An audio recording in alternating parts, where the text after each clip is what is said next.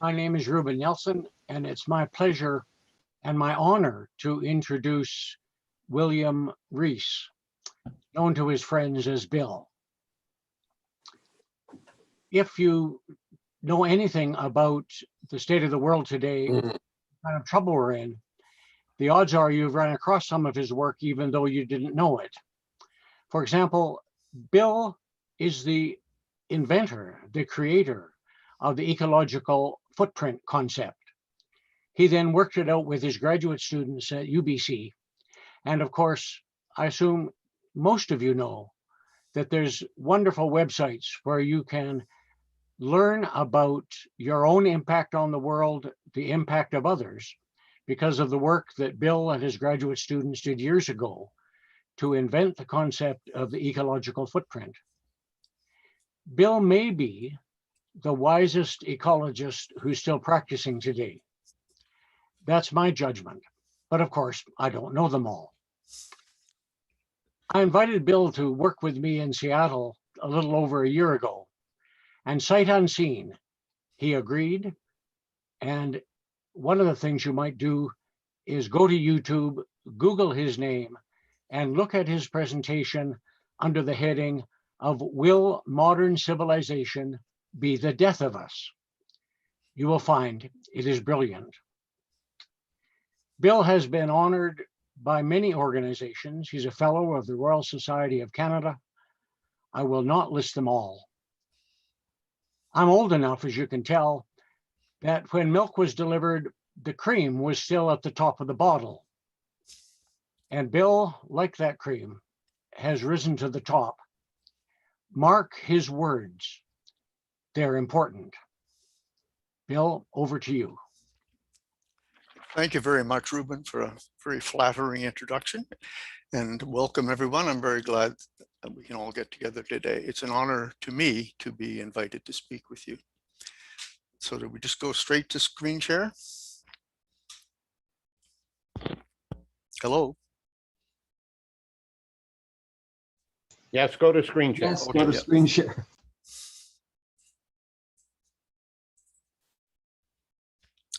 So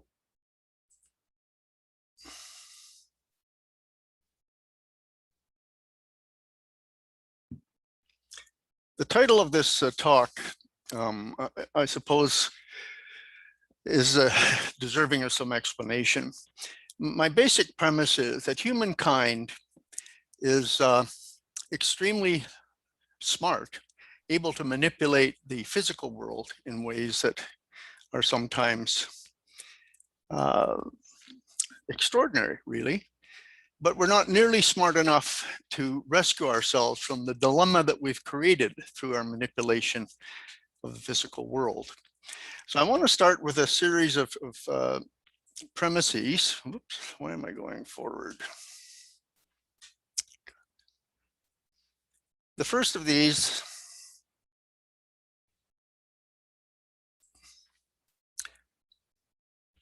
is that human beings are not primarily a rational species. We like to think of ourselves as being intelligent. We call ourselves Homo sapiens, or intelligent or wise man, but we are not primarily rational. In fact, passion and instinct often trump reason, particularly in times of crises.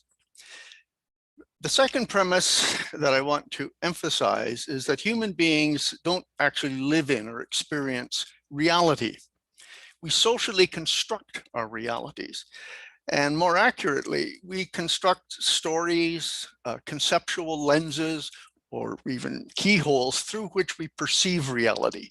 So when you think about it, all of our political ideologies, our religious doctrines, economic paradigms, even our scientific models and cultural narratives are socially constructed stories that we've put together. We make life up we make reality up as we go along. Now, there are some very important corollaries to that fact. And the first is that the conceptual lenses through which we perceive reality determine the nature of the reality that we perceive. The second problem is really flows from that one, that people live out of our constructed realities as if they were real.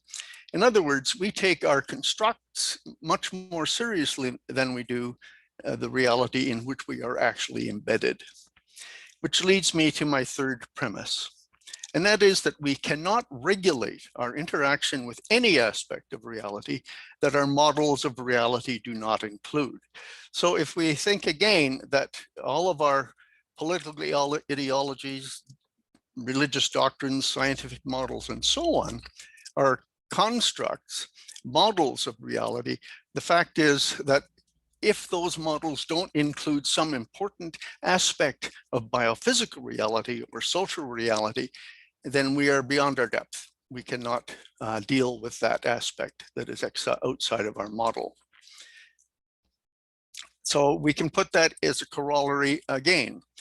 When the variety or complexity of the environment exceeds the capacity of any regulatory system, whether natural or artificial, the environment will dominate and ultimately destroy that system. This is a variation of what's known as Ashby's law of requisite variety. Another way of saying it is that any regulatory system has to have the internal variety or complexity of the system that is regulating. And if it does not, it will fail. Which is the second way of putting it here on this page. A social construct or model is more likely to succeed the closer it maps to any external biophysical reality it purports to represent. Okay, so in that context, by the way, a premise is simply something I'm going to take for granted. I consider these things to be facts beyond dispute. And if we put it in that context, then we have to look at this as well. Climate change, despite our social fixation on it, is not the major problem facing society today. In fact, thinking climate change as the primary existential threat just reflects Homo sapiens' limited capacity to cope with complexity.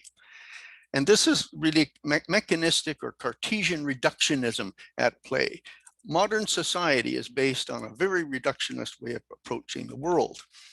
And it's problematic because if climate change isn't the problem, we can't even solve that problem by focusing on climate change.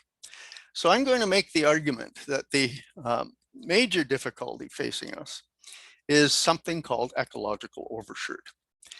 Ecological overshoot is a macro problem, and climate change is merely one of many symptoms, a number of which I've listed here as well. And they go from the obviously biophysical to the fact that income gaps are widening even as global wealth accumulates. So we have a situation in which we have a macro problem, which is the source of all of these others. And the fact is we can't solve any of them in isolation from the others. Focusing on climate change is doomed to failure. Overshoot implies a number of problems, but the major factor to look at from the biophysical perspective is this one, and it comes out of our ecological footprint analyses.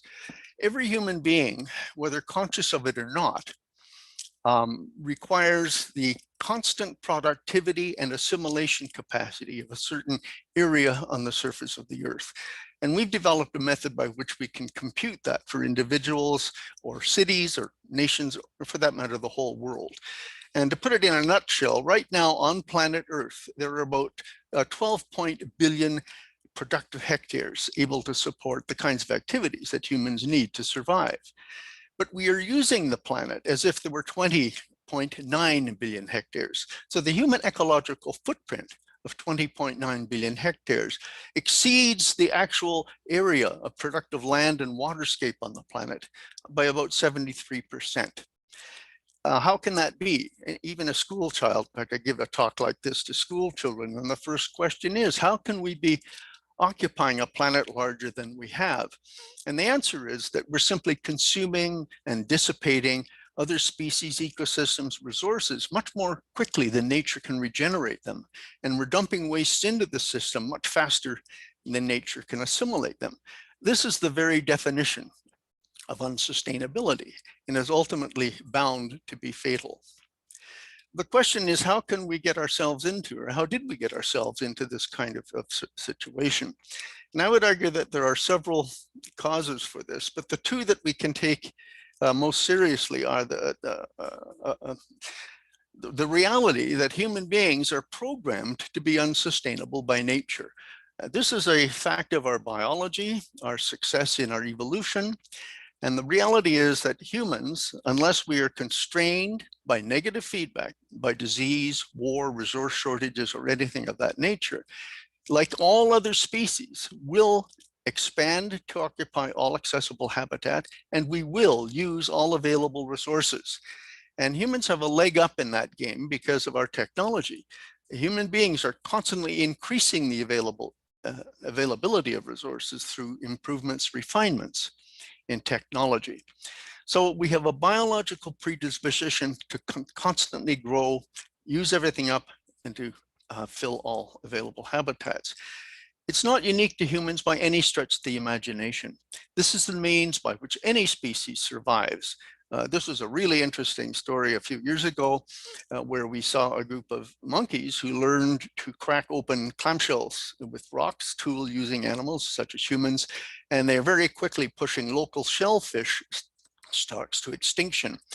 So it's a characteristic of organisms that once they acquire an abundant source of resources, they will use them all up.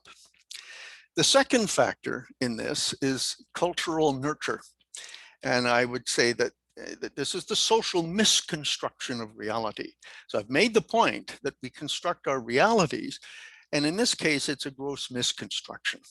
So the dominant narrative of our modern techno-industrial society is something called neoliberal economics. And certainly it's the underlying theme that drives much of global development. The problem is that this is a construct that separates the economy from the environment and considers the economy to be essentially independent of any constraints imposed by the biophysical environment. One of the mental tricks that we use to do that is to assume that human ingenuity or technology can create substitutes for any potentially limiting natural resource. In this model, ethical and moral considerations are irrelevant. Damage to ecosystems and communities are considered to be mere externalities.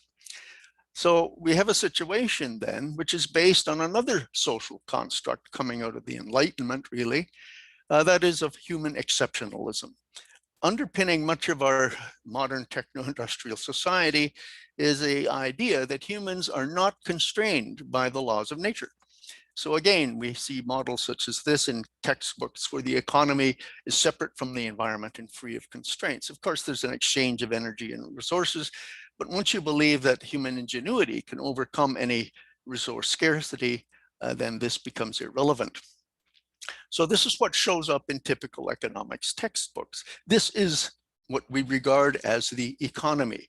It's a perpetual self-feeding flow of energy and material, and resources, goods and services produced by businesses to households in exchange for wages and salaries. But of course, households provide labor and investments to businesses in exchange for goods and services. So we have a double counterflow of entities here, but you'll notice there's no reference whatsoever to the biophysical environment, which contains the entire system. So it follows from our prevailing economic logic that economic growth can continue indefinitely, propelled by boundless technological progress. This is expressed most appropriately, or perhaps most exuberantly, by Julian Simon, the late Professor Simon of Management Studies at the University of Maryland. We have in our hands now the technology to feed, clothe, and supply energy to an ever-growing population for the next 7 billion years. This is, by the way, one of the most arithmetically challenged assertions ever to come out of economists, but it's one that a lot of people like to take seriously. Now, what's missing from this is a very simple biophysical fact that all human activity, every act we undertake, and indeed all real events are what we call dissipative. Every activity results in the permanent dissipation or irreversible loss of all of the energy and of a significant proportion of the material involved. The important flows in the economy are not the unidirectional flows of abstract money value, as textbooks suggest, but rather the unidirectional and irreversible flows of energy and matter. So this is what the textbook model ought to look like. We see then the circular flows model of goods and services, countercurrent with spending on these, is actually sustained by a continuous extraction of available energy and material from the biophysical environment. These are so-called low entropy resources. They move through the economy, but all of it is ejected back into the environment as pollution and waste. Even the final products of the economy are eventually dissipated and degraded back into the environment as high entropy wastes.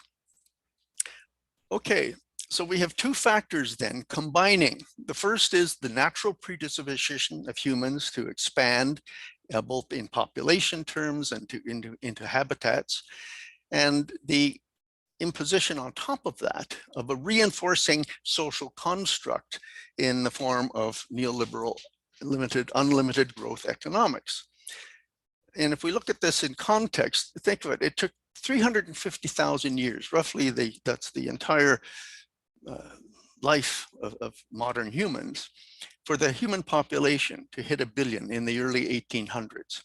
Since then, in a scarce 200 years, we've added an additional 7.5 billion people. And pardon me, we expanded 7.5-fold. One 1/1700th of this much time has resulted in a population 7-fold larger, so that we've actually now reached 7.8 billion in 2020 or 2021.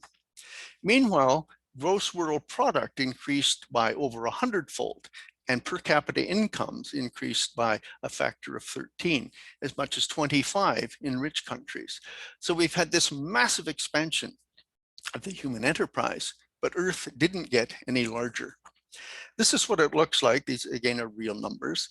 Keep in mind that this is just 10,000 years of our 350,000 years of human evolutionary history. It's not even, that's just of modern man. So that the x-axis could actually extend over into the next county. And then suddenly, right toward the end of this 350,000 year period, we see this enormous and inordinate expansion. Now, there are two very important points to take from this. The first is that it was the combination of technology, and particularly the use of fossil fuels, that made the explosive growth of the human enterprise possible early in the 19th century.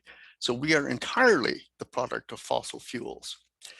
The second thing to keep in mind is that only the last 8 or 10 generations of people have enjoyed sufficient growth or technological change in their lifetimes to notice it. And yet, out of thousands of generations of people, we take the last 10 generations or so to be the norm. And the second point to take from this graph is that, in fact, continuous population and economic growth is an anomaly. This growth spurt that we take to be the norm is the single most abnormal period in human history. And I want you to keep the shape of this curve in mind as we move forward. Here are some of the proofs of what I've just asserted. A population has grown 6-fold since this is between 1850 and 2017. It was empowered by a 9-fold increase in the use of energy, and total consumption has gone up by a factor of 55 times. So per capita consumption, 9 times, 55 times increase in the total consumption of energy in that period. This is the power of exponential growth shown in this curve. By the way, we don't replace one form of energy with another, we simply add them together. So wood became coal was added to wood, and oil was added to coal, and natural gas is added to oil. And now we're adding so-called renewable energies to natural gas, but there's no real displacement, as we'll see in a moment. Because of this exponential growth, however, 50% of all the fossil fuels ever consumed have been consumed in just the past 30 years. 90% of fossil fuels ever used have been used in my lifetime. So these are extremely recent phenomena, and of course, are the drivers of climate change. Everything else has exploded in kind. It doesn't really matter what we plot. We've seen this exponential growth in almost everything that human beings use and take advantage of. And incidentally, this has taken place, particularly in the last 50 years, during a period of unprecedented increases in technological efficiency. So many people expect efficiency to rescue us from the problem. In fact, efficiency is the primary, or one of the primary movers of growth. So economics is divorced from biophysical and social reality. Our mainstream economics, and again, these are social constructs, products of the human mind with not any necessary connection to reality, in fact, contain no useful information about the structure or dynamic properties, the interdependence, lags, thresholds, discontinuous behaviors, and so on, of the real ecosystems or the social systems within which the economy operates in the real world. So remember, we are running the world with an economic system which in no way maps to the reality in which it finds itself. Well, what could possibly go wrong? And of course, plenty. The best known symptom, as I said at the outset, is perhaps climate change. And here we see the steady uptick of carbon dioxide in the atmosphere in the last 60 or so years. Since the beginning of the Industrial Revolution, we've seen a 45% increase in atmospheric carbon dioxide. Humans are literally changing the biochemistry of the planet on which we live. And of course, there's the temperature effect as well. These are simply the corresponding temperature graphs. We've seen a steady increase, particularly in recent decades. The past 7 years have been the warmest on record, with 2020 and 2016 tied as the warmest years in the instrumental record. But here's a lesser known symptom. And again, I want to underscore that these are all related. You cannot solve any of these in isolation from any of the others. So if we go back 10,000 years, our best estimates of terrestrial biomass shows that wild mammals were about 99% of the total, and humans less than 1%. Now, since then, over the 10,000 year period, we've seen about a 4 to 7-fold increase in the biomass, but now humans themselves constitute 30 to 34%.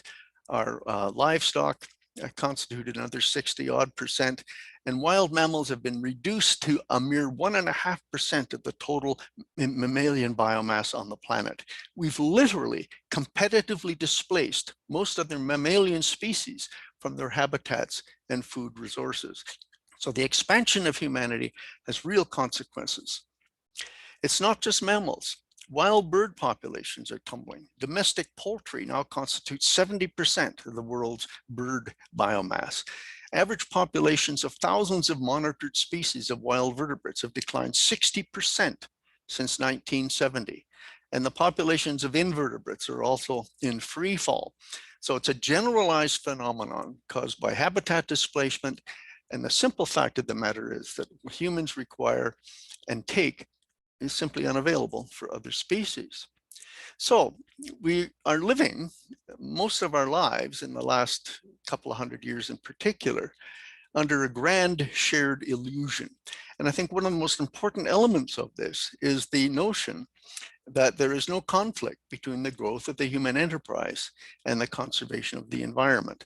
I don't know how many times I've heard our various senior politicians, including Prime Minister Trudeau, proclaim there's no contradiction between continuous economic growth and conservation of nature. This is simply demonstrably untrue. The continuous growth of the human enterprise on a finite planet necessarily means the displacement of non-human species. Modern humans are in fact systematically destroying the biophysical existence of their own, the biophysical basis of their own existence. So what's the solution? It's not that we're unaware of these problems, but modern technological society is completely self-referencing. Once we have a mental construct of the nature of reality, we keep referring to it for solutions to the problem that it creates. So our solutions tend to be more growth through technology. And we can illustrate this again in just two domains. If you think of population, when I was in school back in the 60s, the population planning was one of the key issues that we discussed in biology, and it was certainly something on the international stage. Population planning became the dominant policy discussion back in the 60s. But by 2018, it became the least researched of all, so that most of the literature today And here's a quote: "We find a strong and increasing focus on feeding the world through increasing food production via new technologies." So away from planning to simply satisfying the demand, no matter how large it gets, which of course means a continuation of the displacement of non-human life. If we look at climate change, we see exactly the same kind of thinking taking place. We know from the Paris Agreement that we need to reduce our carbon emissions by about 50% below 2010 levels in just 9 years. That's over 7% per year beginning now. We're not going to do this. We need to have complete decarbonization by 2050. And more recent studies suggest that really should be 2030. So that's what we should be doing. But what are the politically acceptable solutions from within our current paradigm? And the answer is simple. Any capital intensive investment, such as wind and solar power, that will maintain the existing growth-based economic order is acceptable. Any discussion of conservation, demand reduction, lifestyle changes, more equitable distribution of the existing wealth are simply not on the table. Some authors have described, I've quoted Clive Spash here, disaster policy is being designed to serve the capitalist growth-based or modern techno-industrial society so that the latter becomes the solution to, instead of the cause of, the problem, a complete perceptual delusion. Sometimes editorial cartoonists say it all, and I think this is one of the most obvious ways to express exactly what I'm saying. There's an irony in all of this, even among those who think climate change is the problem, and that is that continued growth inhibits the green energy transition. And I just want to illustrate from the most recent data available. Primary energy consumption on the planet is growing twice as fast as is renewable energy production. So it has to be filled by what? Fossil fuels. Even in electricity, where most of the renewable energy progress is being made, demand has increased by 1.3%. That's total demand for electricity. But generation by non-hydro renewables, wind and solar in particular, has increased by less than that, even though the increase there is 13.6%. It's starting at a very much smaller base, but can't even keep up with the increased demand in electricity. And the bottom line of this unwinnable race is that in 2018, 2019, the last year for which we have data, the world remains 84% dependent on fossil fuels. We have to refer to biology again if we're going to begin to understand this. As matters stand, this is an extremely important point, the expansion of the human enterprise resembles the plague phase of a one-off boom-bust population cycle as it occurs in nature.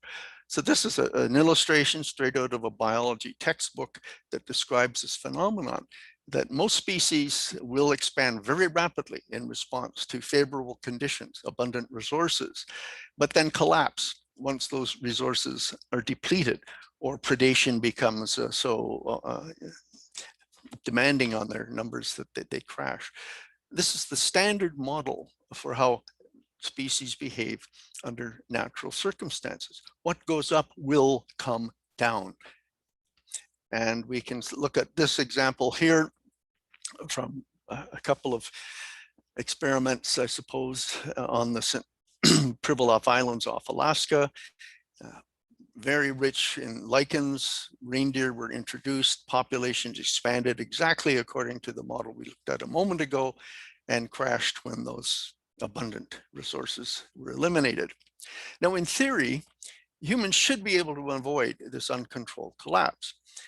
So keep in mind, we are no different from other species. We have this tendency to expand, to use all resources, but we also have other qualities that they don't possess, such as high intelligence, the capacity for logical analysis, the ability to reason from the evidence. We are unique in our ability to plan ahead. We're the only species that can functionally alter its own future trajectory. We have the capacity to exercise moral judgment, which is to say, should we command such authority over nature and the destruction of other species? We have empathy and compassion for other people and other species. And we have uniquely diverse forms and institutions for cooperative behavior. So these are the highest, I think, some of the highest qualities that distinguish humans from other species. However, the exercise of these qualities are not the primarily determinants of human affairs. And I've just got 3 quotes here that illustrate over a period of more than a century what I'm getting at. Gustave Le Bon was one of the early psychologists in Europe, France. The masses have never thirsted after truth. They turn aside from evidence that is not to their taste, preferring to deify error if error seduces them. In other words, we prefer our socially constructed illusions to contrary evidence. Barbara Tuchman, the Pulitzer Prize winning American historian who wrote the book called The March of Folly, quote, "Wooden-headedness plays a remarkably large role in government. It consists in assessing a situation in terms of preconceived fixed notions while ignoring any contrary signs. It is acting according to wish while not allowing oneself to be deflected by the facts." Well, nothing much changed in the 100 years since Gustave Le Bon. And of course, she traces it way back to ancient history. Derek Jensen, in a little book called, what was it, A Language Before Words, says, "For us to maintain our way of living, we must tell lies to each other and especially to ourselves. The lies are necessary because without them, deplorable acts would become impossibilities." Now, how can we explain this conundrum? And I think part of it, again, it comes from our basic evolutionary biology. The human brain is a very complex organ. In very crude terms, we can say that there's really 3 brains here. The reptilian complex, which has some basic instinctive behaviors associated with it, including the fight or flight response, various ritualistic and instinctive behaviors. The midbrain is the limbic system. It's where our emotions, our feelings, our responses to food and sex occur. It's where bonding and attachment occur. It's one of our social sources of social memory. Both of those are rather ancient structures, and built on top of them is the cerebrum, the cortex or the neocortex or the new brain. This is the seat of logic and reason, of forward thinking and planning, of technical manipulation or extreme expertise at manipulating the physical environment, language and speech. So all of those higher intellectual qualities reside in that part of the brain, which is the least or the most recent arrival on the scene, as it were. And we live there, that we live in cerebral consciousness, but we're unaware of the hidden emotions and instincts that are equally important in the activities that we undertake. So we are a deeply conflicted species. Again, editorial cartoonists are brilliant. While the end of the world scenario may be rife with unimaginable horrors, we believe that the pre-end period is filled with unprecedented opportunities for profit. And we've all heard examples of that. And here's an example of how our conflicting instincts and intelligence have confounded any action on what we all seem to think of as the major symptom of the problem, climate change. Again, I refer here to this constant steady uptick in carbon dioxide in the atmosphere, but I've plotted on this a number of other points. The Limits to Growth volume was published in 1972. The world scientists' first warning to humanity was about 1992. We've seen over the 50-year period represented here, 34 climate conferences, half a dozen major international climate agreements, and various scientists' warning, all of which have failed utterly to reduce atmospheric concentrations of carbon dioxide, which of course is what they were intended to do. So on the one hand, we see what's happening. On the other, we don't do anything about it. Another brilliant cartoon. Assuming present trends continue, the odds are quite good that we will become the best informed extinct species on the planet. And we're beginning to understand, again, referring to our biology, some of what's going on here. It turns out that in the course of one's individual development, repeated sensory experiences or repeated experiences or exposures to cultural norms literally help shape the development of the brain's synaptic circuitry. So that in effect, our beliefs, values, and assumptions, our cultural paradigms, our narratives, acquire a physical presence in the brain. Subsequently, once this is embedded, people tend to seek out compatible experiences. They seek out people who think the same way they do. And then, quote, when faced with information that does not agree with our preformed internal structures, we deny, discredit, reinterpret, or forget that information. A wonderful little book that explains much of this is Bruce Wexler's Brain and Culture. And by the way, if you think of the political circumstances of the United States for the last several years, particularly during the Trump years, you'll see this writ large at the societal level. People simply ignoring reality in preference to their preformed internal structures, their prejudices, biases, and so on, social constructs all. To put it more simply, the problem with your reasoned solutions is that they don't fit my preconceived notions of the problem. So reason really does not hold much sway in the forum of political will. Now, things are actually getting worse because in recent years, there's been a deliberate attempt, we'd expand on this, I just took out a bunch of slides, but we've been socially engineered to ignore reality, which is why politics is increasingly influenced by not only neoliberal ideology, but religious fundamentalism, climate change denial, anti-intellectualism, and other forms of what is now called magical thinking. In 2016, this problem had become evident enough that the Oxford dictionaries defined their year of the, rather the word of the year as post-truth, defined as relating to or denoting circumstances in which objective facts are less influential in shaping public opinion than appeals to emotion and personal belief.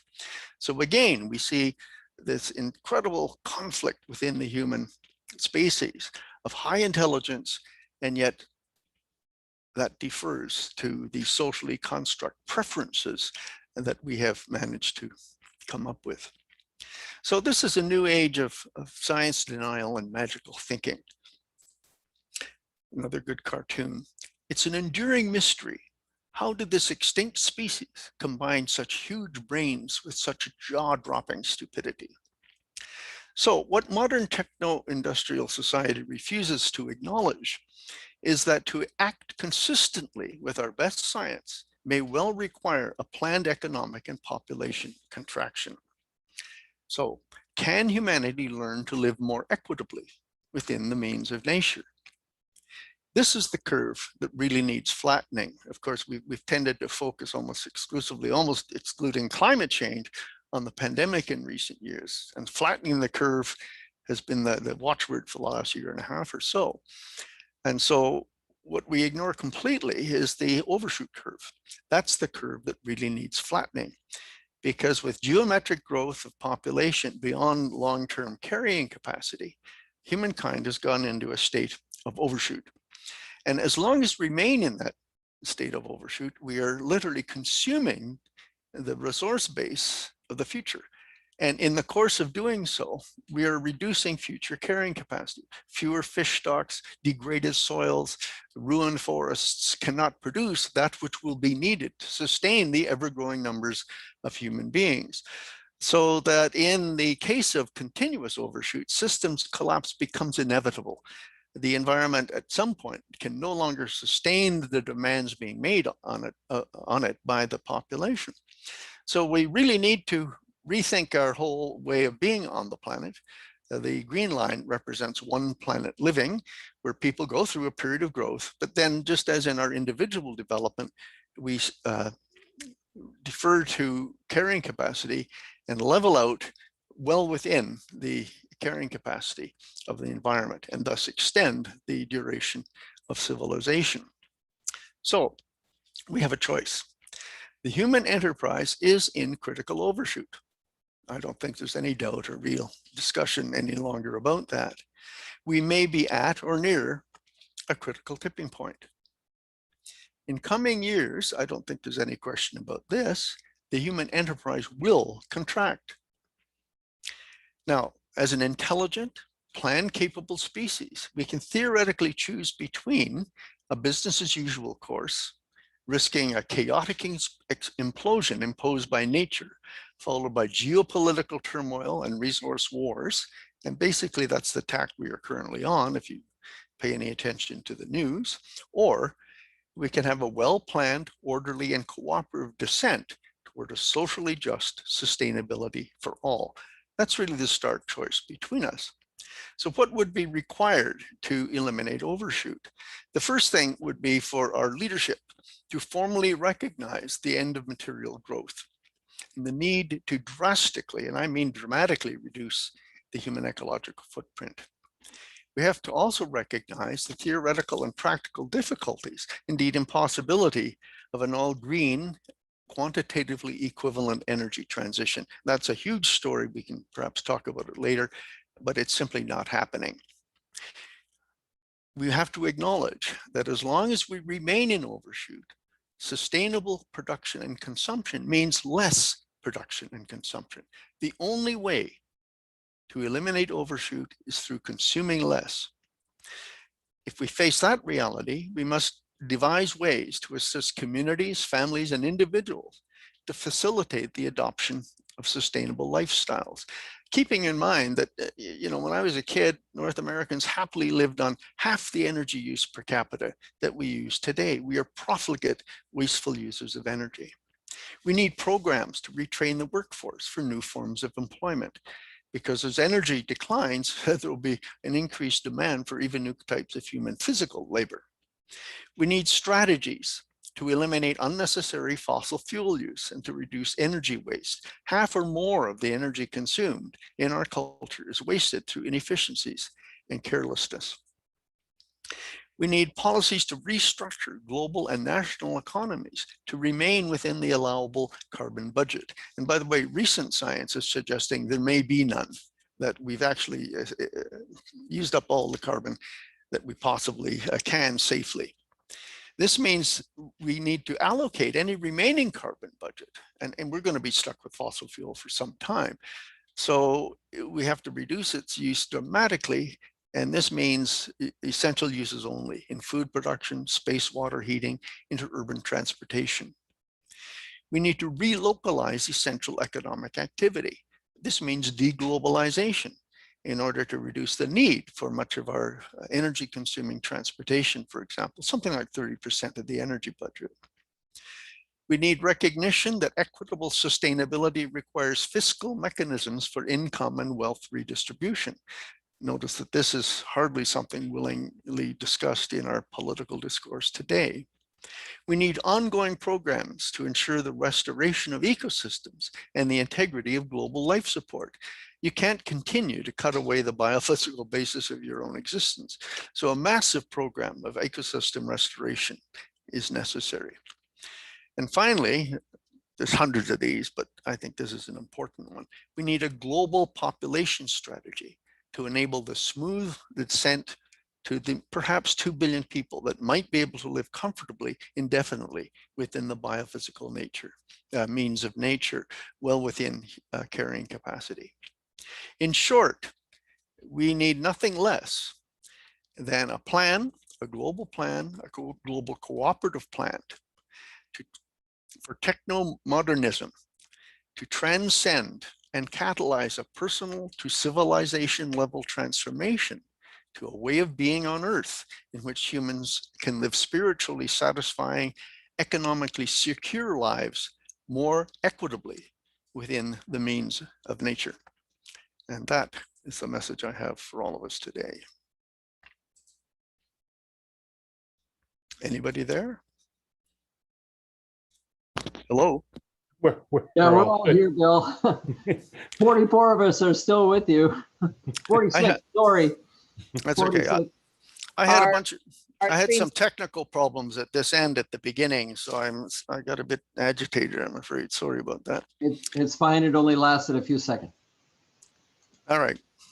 Thank you, Bill. We'll a moment or two of quiet reflection is not inappropriate after that kind of what at one level, in another setting, would be called a good Presbyterian sermon.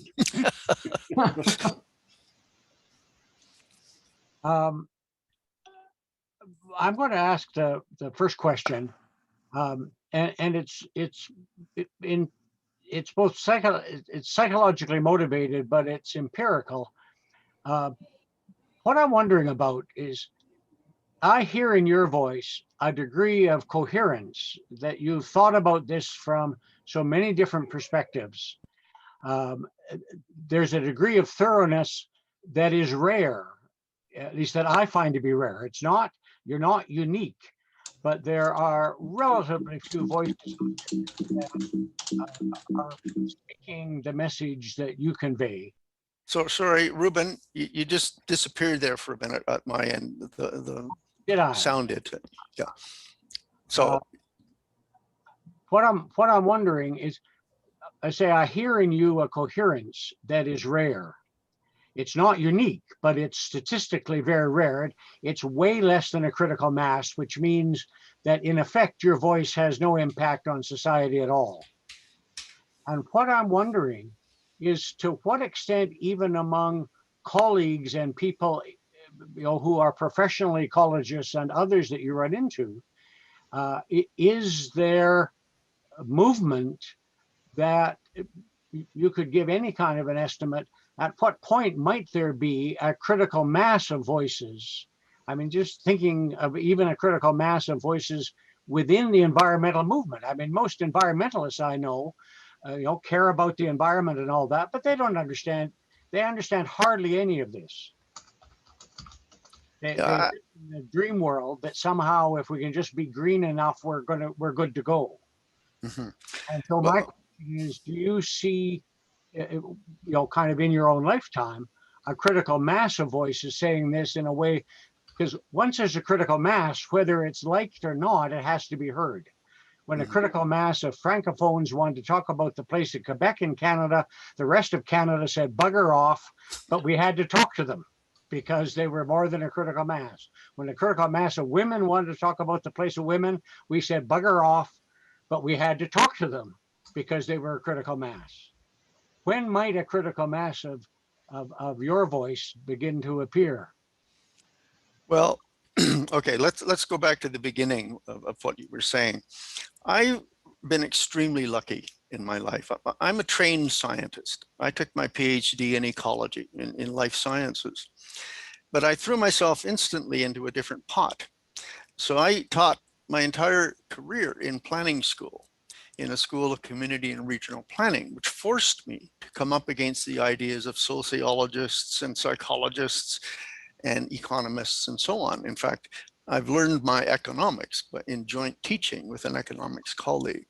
And now there's all other dimensions of this story, but the point is, I've had an extremely broad education, which started after I got my PhD. So you mentioned that I approached this from a number of different perspectives, and it's absolutely true. So I've read a great deal of human neuropsychology and neuroendocrinology and so on and so forth, the kinds of hidden things that influence our behavior. So I've been exposed to a number of perspectives that others have not.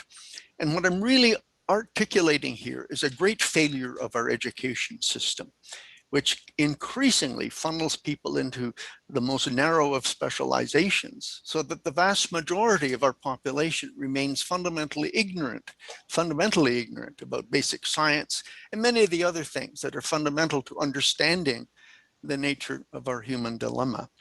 And the more specialized and advanced we become, the worse this problem becomes. There are very few generalists left who can articulate the scope of the problem that we've been talking about here. So it's a gross failure of our education system. Whether a critical mass can emerge from this remains to be seen. I don't see it forming spontaneously. Certainly more and more people are willing to hear what I have to say than was the case 20 years ago. But what seems to me to be apparent is that we need a shock, a less than fatal shock, but an enormous shock to the system before people are shaken out of their sense of whatever it is that shields us from the harsh barbs of reality. And again, I have to underscore that the social constructs that we operate from become a kind of intellectual shield against the external reality in which we are embedded. And even in Wexler's little book, he points out that once we're being caught in a particular way of thinking and doing, it takes either an individual commitment to rethink things the way an alcoholic has to when they've reached rock bottom before the cure can be sustained, or it takes an external shock of extraordinary proportions to wake that person up. So that's what I'm afraid of, that all of our knowledge, the kind of thing I've been talking about, merely greases the skids and makes it perhaps a little easier for that shock to take hold once it happens. But I think we're due for a major correction. It will be imposed from outside before we're willing to act from within.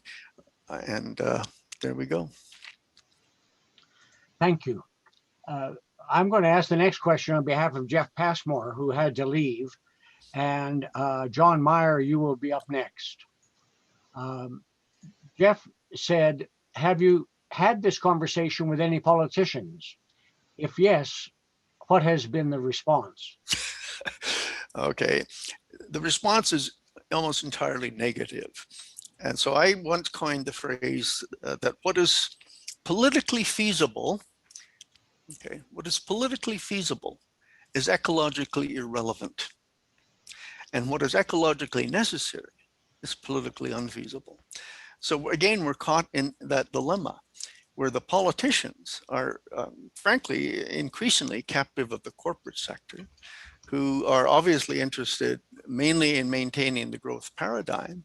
And if you look at even institutions like the Intergovernmental Panel on Climate Change and the discussions going on there, the people involved are all members of the corporate sector, advisors of one kind or another to government.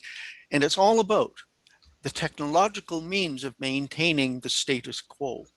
Now, many people say, well, what's wrong with that? Well, here's what's wrong with that. If we were, for example, to find a quantitative substitute for fossil fuel energy, keep in mind that energy is the means by which humans have grown the human enterprise, by scouring the earthly resources and converting all of that into the massive human artifacts. So if we have sufficient energy to continue that process, we'll simply deplete the planet until it implodes.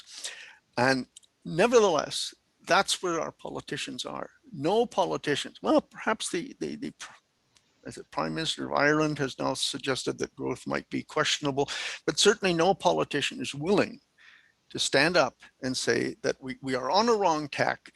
It's time to reassess our situation and change course. I actually once wrote a paper saying that if a major politician, the President of the United States or Russia or China, were to get up in public and say these things out loud and show the leadership necessary, that might be the kind of catalyst that would be necessary to change the world around. But until that happens, we're stuck. Politicians reject absolutely anything that I've said today. Thank you, I think. Bill Tyson, you're up. And you'll be up next. And John, your question. Hey, Bill, thanks very much. I think we could be here for days trying to cover what you've addressed. But I'd like to look at the function of the human brain as opposed to the structure of our current economy, the elites that are now in power. Some of these elites are absolutely dependent on continued growth. The average person is not. The interest of the average Canadian, for instance, I think diverged from these elites probably in the early 60s. We didn't need any more consumption than we had now. We didn't need any more people, and we paid an economic and social price for growth. But basically, so that's my question.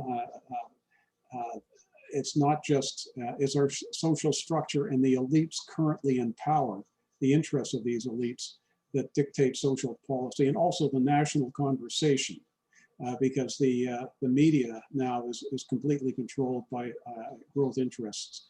And that's why you're not hearing the discussion, because in the 50 years I've been covering this, I've been dealing with these issues, I find a tremendous change in public attitude to growth and population growth. And I think we see that really distilled in the pandemic. People are changing their attitudes. People are open to the suggestion that maybe we should change, but you don't see it in the media. So I think that the human brain is functioning maybe better than you give it credit for, but it's not enabled. This adjustment, possible adjustment, is not being enabled. It's being suppressed by economic interests and the power elite. What would you say to that? Well, I did say that more and more people are willing to listen to the arguments that I'm presenting, but it doesn't make any difference if on the policy front, we're continuing to go forward. Look at the pandemic. The way Trudeau has approached this, I've heard him say 100 times now that the economy will come roaring back. So, and most people talk about, we want to return to normal. We want to return to normal. And I'm talking about people that you're talking about who are relatively well informed. What they don't realize is that normal is the problem. Normal is the problem. We have to shift out of normal into a new way of thinking and doing and being on this planet if we're going to get out of this issue. So most people today, yes, they're receptive to change and all of that, but the kind of change they're receptive to is marginal reform of the system. We're going to move to green energy and all of this sort of thing. They haven't done the arithmetic. We need some people to stand up and broadcast what this really means in terms of the impacts on the planet. There will be no green energy transition. Do you really think that 1 year from now, Canada will be using 7% less fossil fuel than it is now? The answer is no. And in fact, if you even look on government's own websites, the Canada Energy Agency talks about, well, we might be down to 30% less fossil fuel by 2050. Come on, it's not even in the ballpark of what's needed. Yeah, Canada hasn't kept its word on any of these, and there's No, of course not. We don't have a strategy, we don't have monitoring, so it's guaranteed failure. But I do think we would have a more informed debate, an informed discussion that, if the financial interests of the extreme elites were not so radically different from A, the welfare of the planet, and B, the welfare of the average individual. But anyway, great answer. Thanks very much. And Ruben, back to you. Bill Tyson, you're up, and Anitra, you'll be next. Okay, can you hear me all right? Yeah, I can hear you. Good, okay. Bill, that was an excellent presentation. You put things really very clearly. I wonder if you ever feel like a modern Elijah. Prophets of old had a great deal of difficulty getting the message. I wonder, we started to talk about politicians not listening. I have worse concerns than that. I think that the electorate just doesn't listen. Politics, the politicians reflect what they think they can get across to their electorate. I wonder if we really need something like an enlightened monarchy or an enlightened dictatorship. I really despair about democracy ever getting us out of this mess. Well, it would be nice. I just don't think that there's any such thing. Power corrupts, and absolute power corrupts absolutely. It's not an original observation, by the way, but I think it's a truth. So democracy may be terrible, but it's what we've got going for us right now. Having said that, it seems to me that the thing that will move us forward is more and more protests in the street. Democracy really means people standing up on their hind legs and expressing themselves effectively in the political arena. The more the economy is being structured to leave people behind, the more likely is civil insurrection of one kind or another in the years coming ahead. We're already seeing hints of this. Just look at what happened in the United States a couple of months ago, but it's also happening in different parts of Europe, where people are getting fed up to the teeth with the nature of the situation in which they find themselves and the unresponsiveness of the political and corporate system to the nature of our dilemma. And by the way, it's not all good, because we see, as I've emphasized, increasing factions on the far right, on the far left, different people adhering to dramatically different social constructs of the way they perceive reality. So religious fundamentalism, extreme right political discourse, extreme leftism taking over in the United States, and even in Canada in the universities, where we're reforming the language to reflect a particular social construct rather than the nature of reality. So we're seeing, I think, a breakdown in social cohesion, in part because of the failure of the media, in part because of the gross failure of our education system, but also in part of the absence of real leadership, of politicians who stand up and say what the evidence tells us. We're seeing more and more leadership by poll rather than leadership by intelligent politicians who, grab the bit in their teeth and take us in a direction. That's why I said, if we had just one major politician who stood up and said some intelligent things based on the evidence, we could crack this and at least get the discourse moving in the right direction. Even the popular media would be forced to pick up the discussion and move it through society. Thank you. Ted Manning, you'll be next. Anitra, your question. Well, thank you, Bill, for an excellent presentation. And as somebody who's thought about this since Limits of Growth, which is 5 decades ago, I'm very interested in your opinion of what comes at this point in the peak if very grounded, intelligent solutions could suddenly, and obviously we would have to do them very rapidly, be put all into effect, multi-solutions at the same time. For instance, China was very moderately successful in one child, one family, and other solutions like reforestation is happening in major places around the world. Regeneration of the sea, eating much lower on the food web, and I'm talking primarily vegetables and some cultivated seafoods, which could be in 75% of the world's surface, which is now really not used for growing foods, and limiting many other things, and that we don't use these high-tech things like atom bombs to kill one another and create, quote, security, but we use fairly straightforward and multiple, and everybody's using them, techniques. Do you think that this creates some kind of opportunity, this kind of scenario, or do you think the die is cast and it's we're just on the way out no matter what we do? I don't think we're on our way out no matter what we do, but I do think almost everything you've talked about is still focusing on technological solutions rather than just facing the reality. We need to use less and we need fewer people consuming less.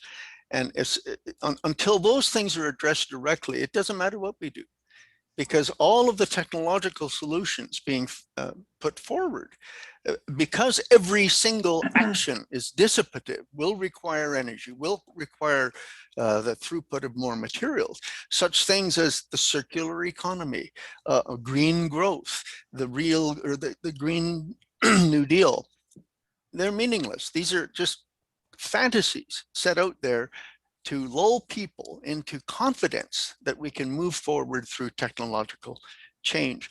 We need to have a conversation around how do we reduce consumption, how do we reduce human populations until we are beneath the productive and carrying capacities of this planet Earth.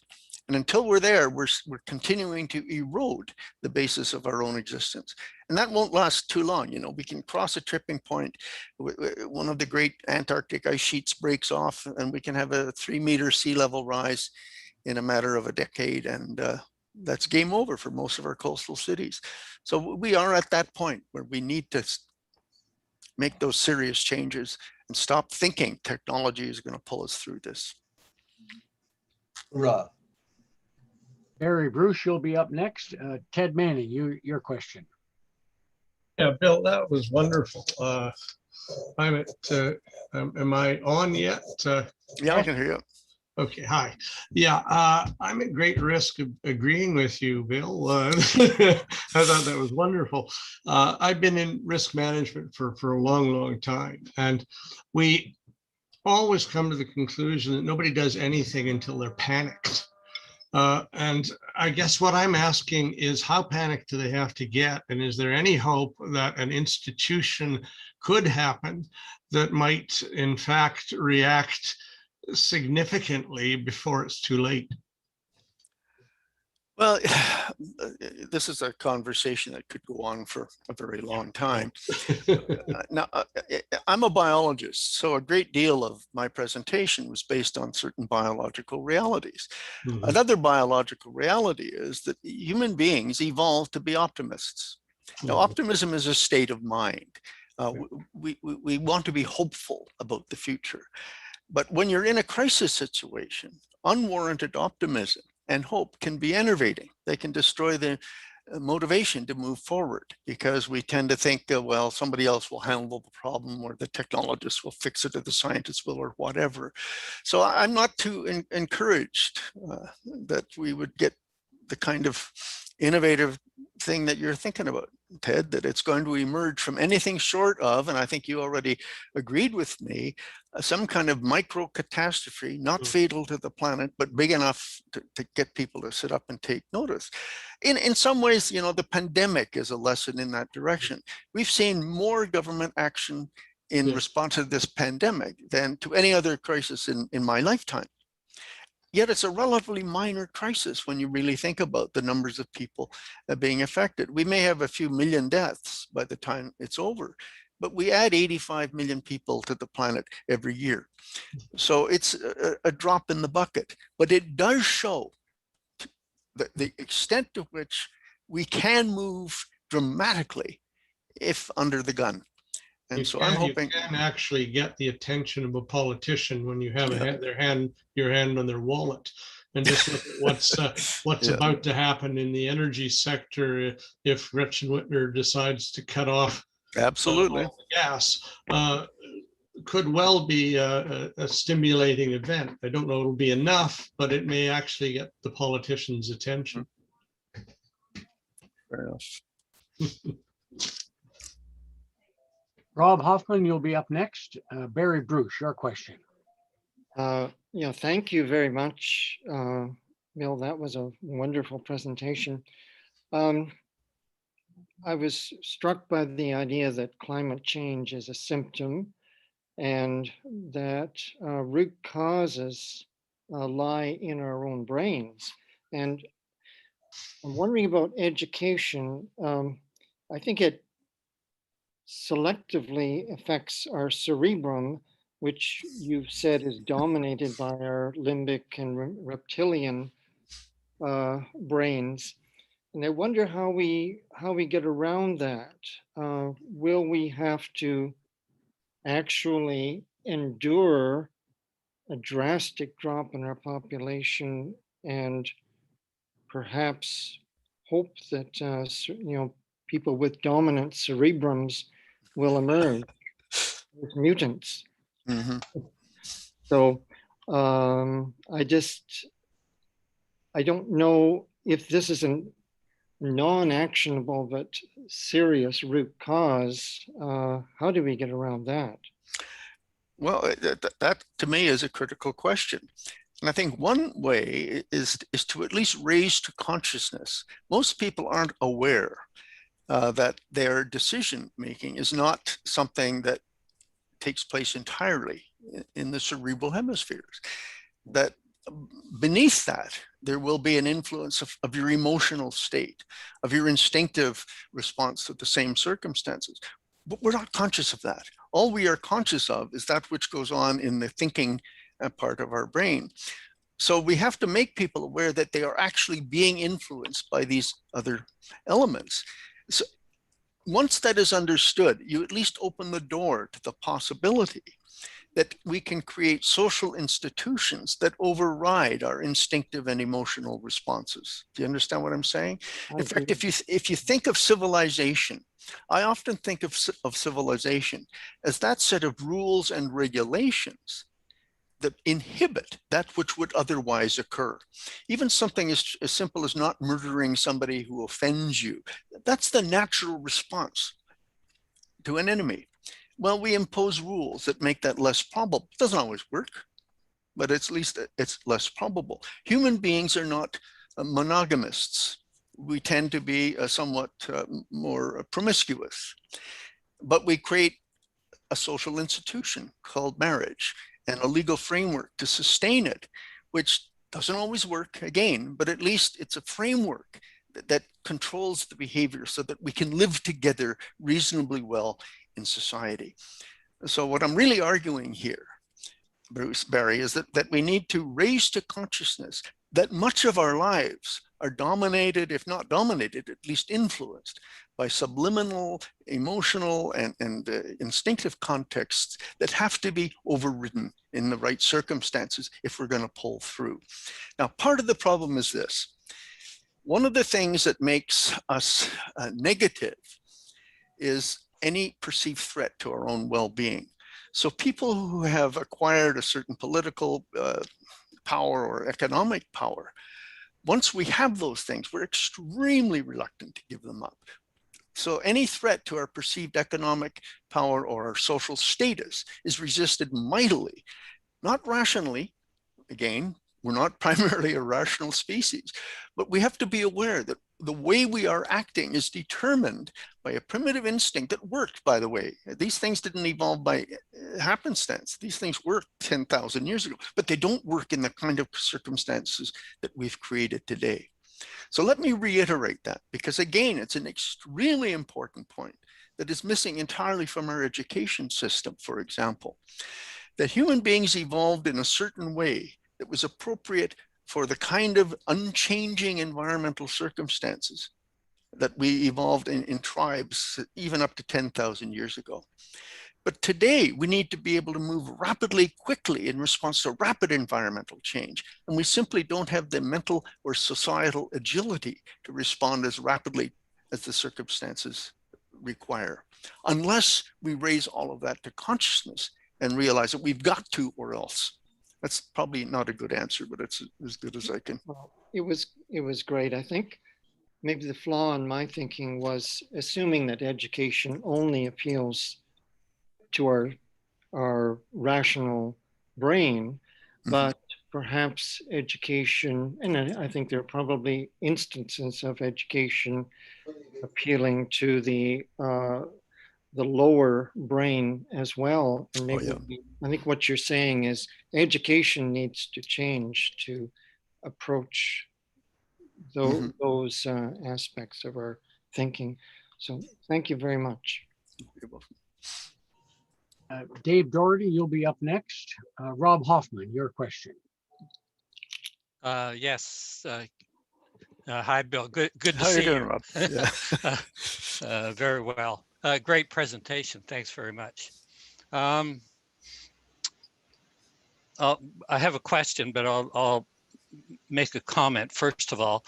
I think we would agree that Homo sapiens, we human beings, are ill-equipped to understand the complex systems in which we exist. To use Stafford Beer's terms, as you did, our models of reality that we hold don't map well enough onto the external reality. So my question is, can we use technology, or can we find technology that would enhance our capacity to understand the reality? just as we have discovered telescopes and microscopes that help us understand aspects of that reality better than we could have without them. That's a very interesting question, and I think you've gone way beyond my depth in that domain. But I do want to pick up on something you said, and that's really very important. Humans evolved in small tribal groups. You might meet another 100 people in the course of your entire lifetime. You had a limited home range with a small array of ecosystems over which you had almost no control or influence. That's not quite true because we were quite prolific hunters and so on and so forth. But the fact is that we evolved to deal with relatively simple circumstances and situations. The human brain is not capable of wrapping itself around the kind of world that we have created. Nobody understands really how the internet works, or the economy, or the political system. Each of these things is a complex system, and our whole society is an overlay of multiple complex systems, each one of which is beyond the capacity for any one person to really understand how it behaves. So Stafford Beer's warning, in a sense, is almost universal.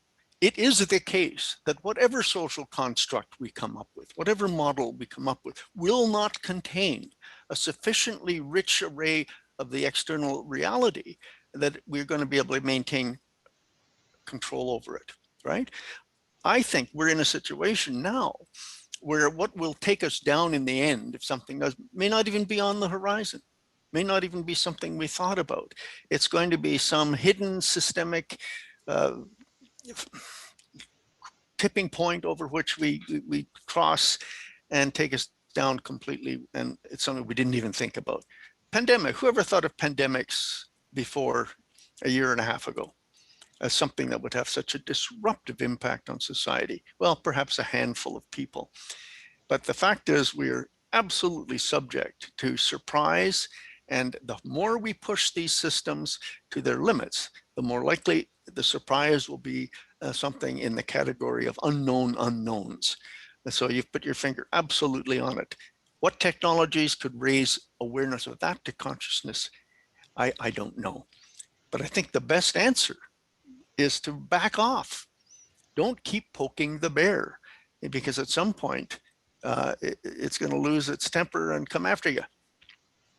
And that's the situation we're in now. Growth is simply poking the bear, and the ecosphere is a big bear. Art Hunter, you will be up next. Dave Doherty, your question. Yeah, thanks for that talk, Bill. Wow, you took me back to my education in the 70s. But there's so much new material that you added to it. It was fascinating. So my question is about whether well-being, with all the increased consumption of food and energy and other resources, has actually increased.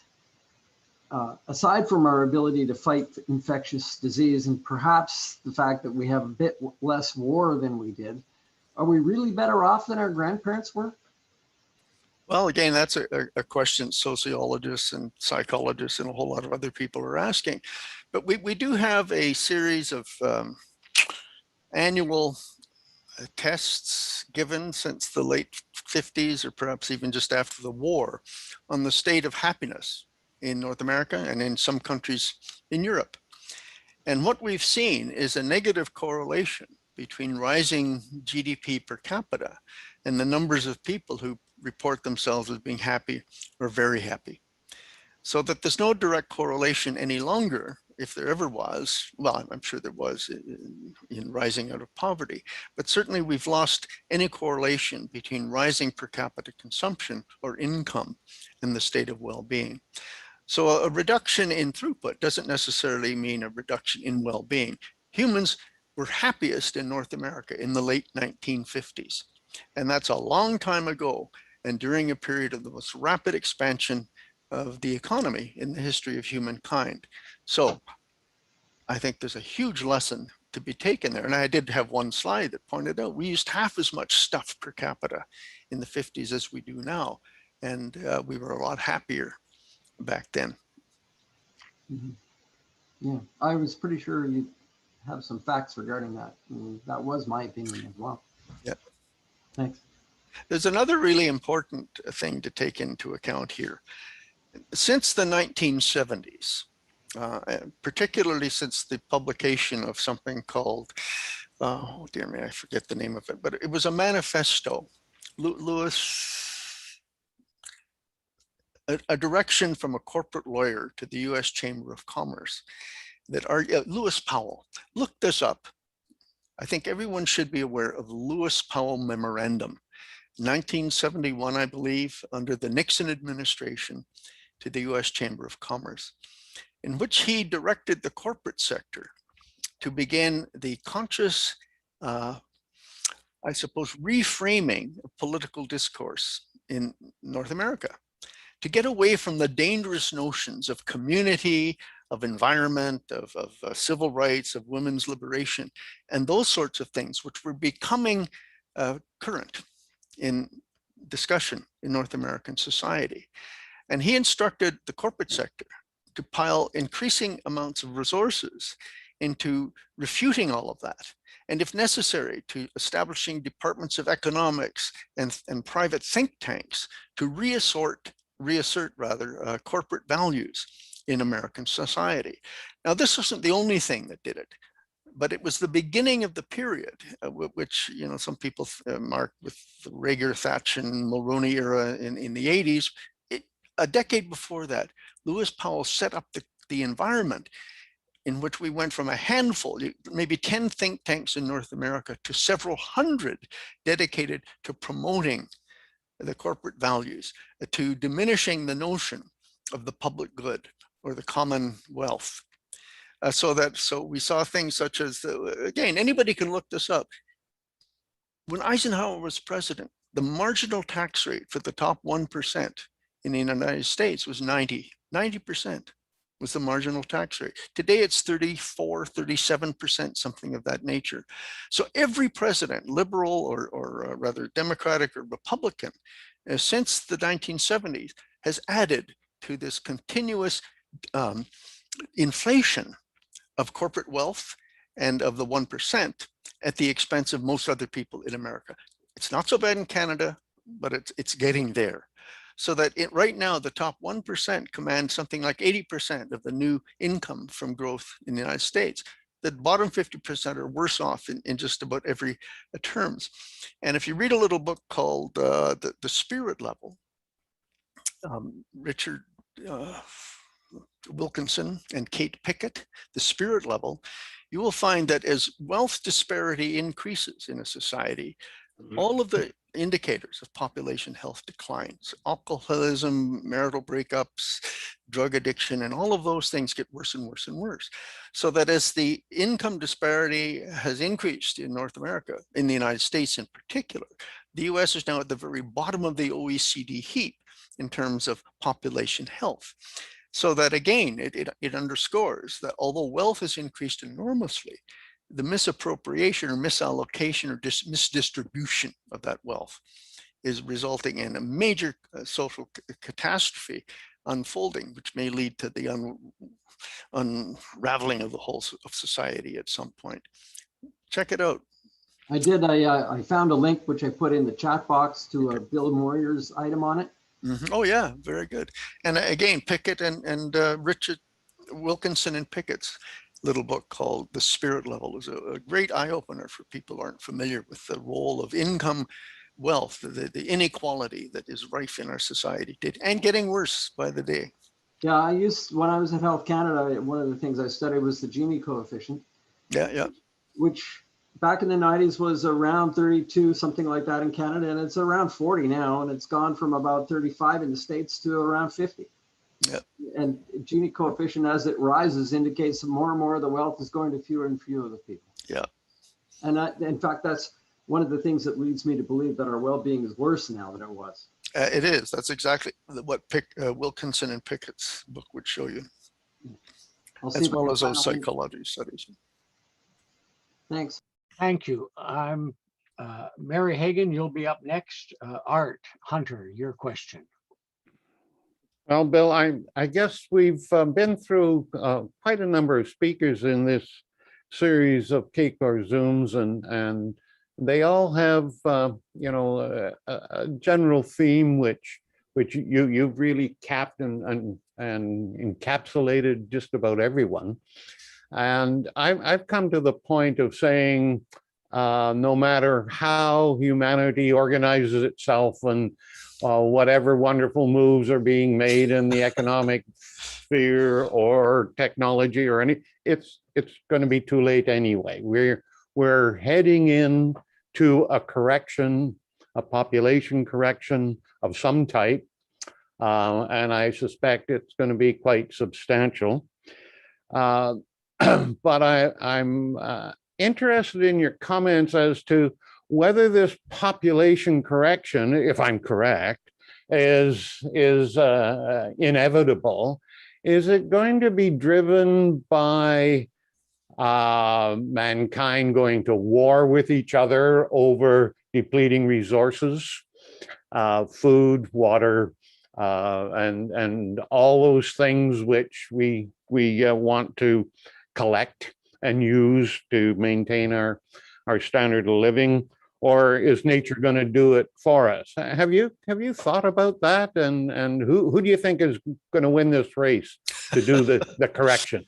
It's not a race you want to win, is it? Look, who was it who said that making predictions is very difficult, especially if it's about the future?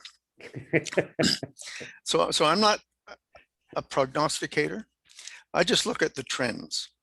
And what the trends say to me is that we're on a very difficult tack. I think all of the prospects or possibilities that you've raised are possible. I mean, one of the reasons for the explosive expansion of humankind was the use of fossil fuels to increase our access to all other resources needed to grow the human enterprise. So from a biological point of view, what we did was release humanity from the negative feedbacks that had kept us in check for 350,000 years. Now, at some point, they come back into play.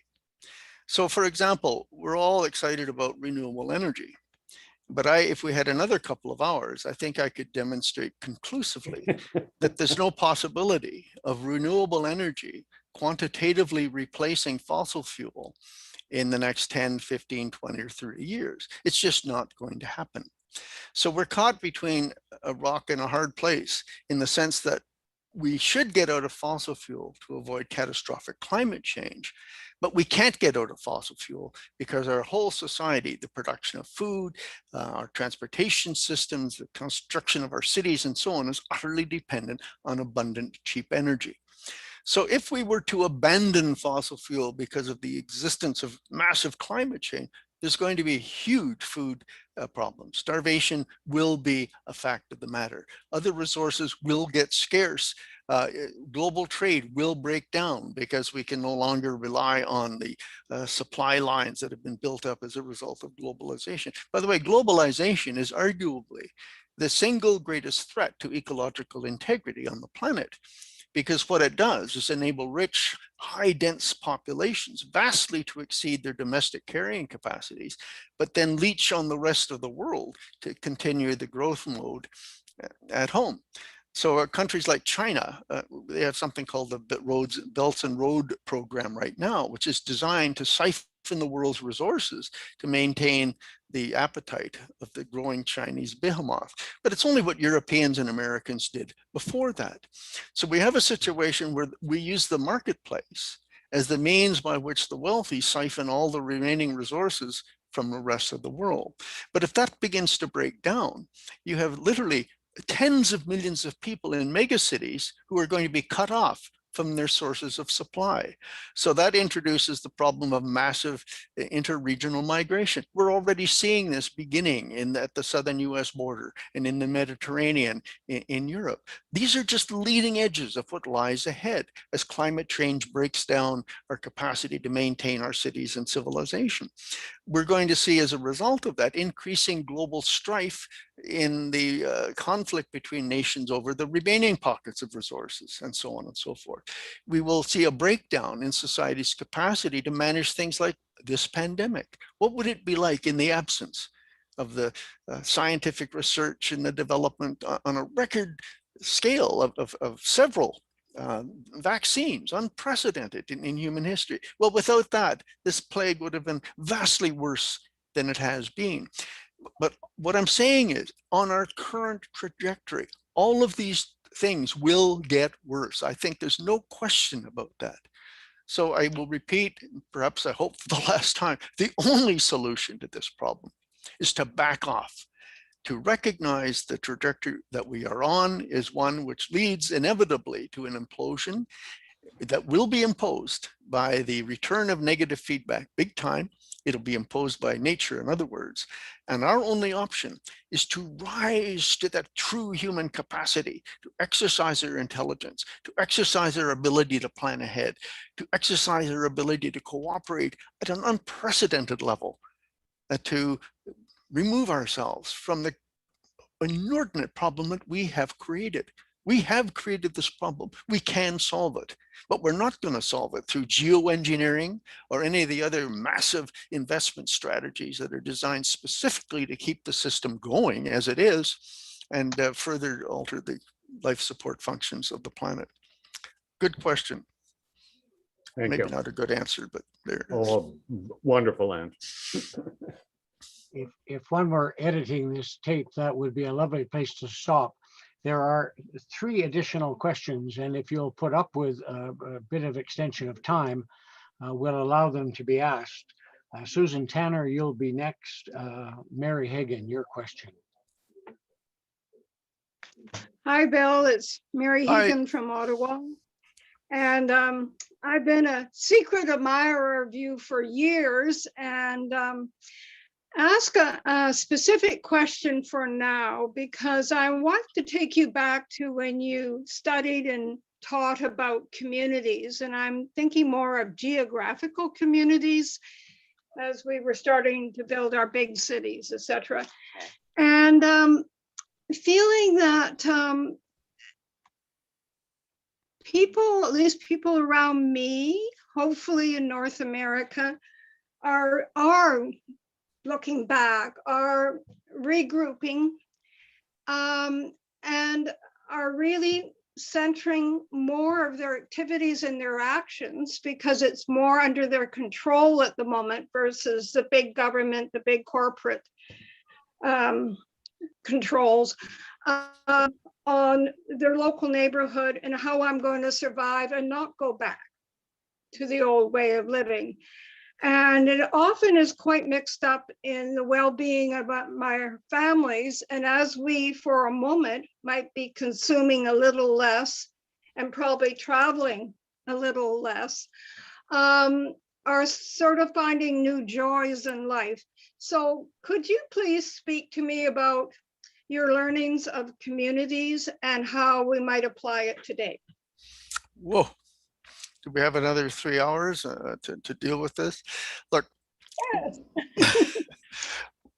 one of the things that we've lost, I think, in recent years, I alluded to this earlier, is that sense that we're all in this together. The sense of community has definitely been eroded, particularly in North America, perhaps not quite so much in Europe. And I think the pandemic has given us an opportunity to begin to rediscover, just as you said, some of the benefits of community. So I've been a great fan of what I call relocalization, the reestablishment of many economic activities at the community level that we now depend on elsewhere. I mean, we import bread from California here in British Columbia, which is an absurdity. And yet, you know, bakers are closing up because we can't get customers in town. So there's all sorts of ways that if we took it seriously to relocalize, to make a community the foundation upon which we all live. Nobody, in the end, dies saying they wish they'd spent more time at the office, as somebody once said. What seems to be important to people is the quality of the relationships that they develop in the course of their lives. And that means family, friends, and of course, a community. So that is the foundation of human health and happiness. And yet we've set in place a system which has eroded systematically the foundation of community, explicitly and on purpose, to eliminate the sense of the common good, the sense that we're in things together. Even the internet, which enables us to enter into little narrow echo chambers, I think is the word that people use, is tending to erode the basis of good community activity. So there's a real opportunity here, but it has to be, again, raised to consciousness. More and more people have to become aware of this. And yet, to go back to what someone said much earlier, the corporate media aren't playing to that theme. That's what they should be playing to. Instead, we talk always on the news about the need to get back to normal. People want to travel. They want to buy more. Look at the pent-up demand. How many times have you heard on the news the fact that the economy is going to explode as soon as this pandemic is over because people have saved money and just can't wait to get out there and spend it, traveling or new cars or whatever it might be. So we have this, again, human beings are a conflicted species, enormously torn between what we ought to be doing to save ourselves and the directions we are being taken by the forces that we socially construct in society to create the beliefs, values, and assumptions under which the majority of people operate. So I suppose one of the most hopeful signs is that there are small groups of people who become, I suppose, catalytic of major change. And when the time comes, that catalyst may spread through society. But for the most part, I see the mainstream as holding its own and doing everything it can to ensure that it's reestablished once this temporary crisis is over. Very interesting. I think I will continue doing what I do every day. Absolutely. Thank you. And Zach Jacobson, the last question is yours. Gosh, listen, that was a wonderful talk. Thank you for it. And thank you so much for ruining my lunch. Sorry about that. No, it's all right. I'm trying to see ways through it. I got to tell you, first of all, don't underestimate the 4 horsemen of the apocalypse. It's what Art Hunter is talking about. A terrible population crunch. However, which in some sense, it could be worse. There are days when I think of that as optimism. Mm-hmm. There was a time when there were somewhat 6,000 Homo sapiens on the planet, and that was a crunch. Well, I worry that the next crunch, however, is onrushing, and it is climate-based, and it will kill even the 6,000. There won't be anybody left, which leads me to this. There's always, and in your talk, and others I can name, the notion, well, technology isn't going to save us. We've got to do something to live our minds differently. I don't know that we've even got the time for that. So I'm going to say, I think, don't throw out the technology babies with the bathwater. The notion that Robert Hoffman has that we'll hope for something, although the idea of hoping for some technology scares me. The technologies I like, which everybody hates around here, including you, are nuclear energy and geoengineering. I don't think they'll save all of the world, but I hope they'll save a corporal's guard of humanity to go on and make some more mistakes. But that was a comment. That was an editorial. Thank you for a wonderful talk and a ruined lunch. Well, now look here. I have to do something. Okay. I've been, shouted off stages for being pessimistic. People don't want to hear this. And I keep saying, I'm not being pessimistic. What I'm doing is elevating to consciousness the opportunity for us to make the kinds of changes necessary to move beyond this. There's no point in wallowing in ignorance or just literally ignorance, ignoring the oncoming reality. So I'm sorry I spoiled your lunch, but I think on the whole, if you've taken anything from this, it's that there is a way out of this, but before you cure, you have to diagnose the disease properly. And we have misdiagnosed the nature of our own ailment so profoundly that the prescriptions we're taking are going to kill us. Secondly, optimism and pessimism. These are states of mind. They have nothing to do with reality. I like to think of myself as a realist. I look at the data, I look at the trends, I look at what's happened historically, and I attempt to interpret these things in some kind of realistic way.